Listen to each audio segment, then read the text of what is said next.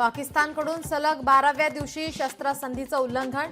कुपवाडा, बारामुली, पूंछ, राजौरी भागात गोळीबाराला भारतीय सैन्याचं चोख प्रत्युत्तर.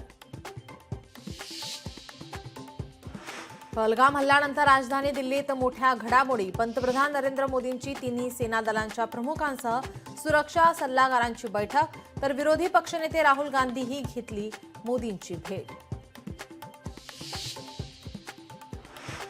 भारत पाकिस्तान तणावादरम्यान उद्या सर्व राज्यांना मॉकड्रिल घेण्याचे गृह मंत्रालयाचे आदेश. हवाई हल्ला झाल्यास अलर्ट म्हणून सायरन वाजवले जाणार. दहशतवादाविरुद्धच्या लढाईत रशिया भारताच्या पाठीशी भक्कमपणे उभा. पहलगाम कट रचणाऱ्यांना सोडू नका, रशियाचे राष्ट्राध्यक्ष व्लादिमीर पुतिन यांचा मोदींना फोन. बीएसएफची ताकद वाढणार. बीएसएफमध्ये 16 नवीन बटालियन निर्माण केल्या जाणार. 18,000 सैनिकांची भरती होणार.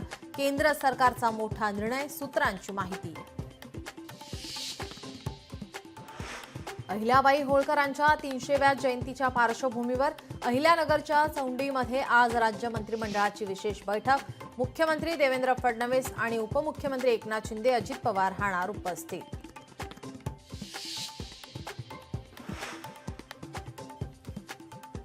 मुंबईकरांवर बेस्टच्या भाडेवाढीचा भार वाढू शकतो. भाडेवाढीच्या प्रस्तावाला परिवहन प्राधिकरणाची मंजुरी.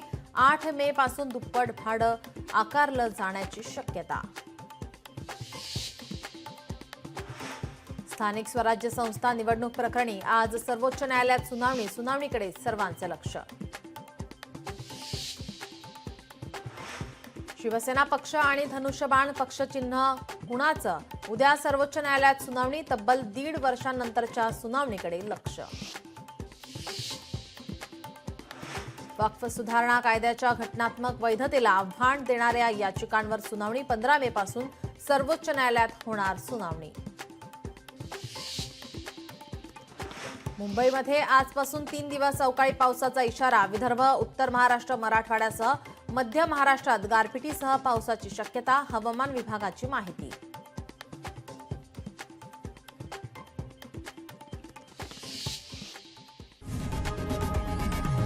लोकशाही मराठी ऐका, पहा, जागरूक रहा.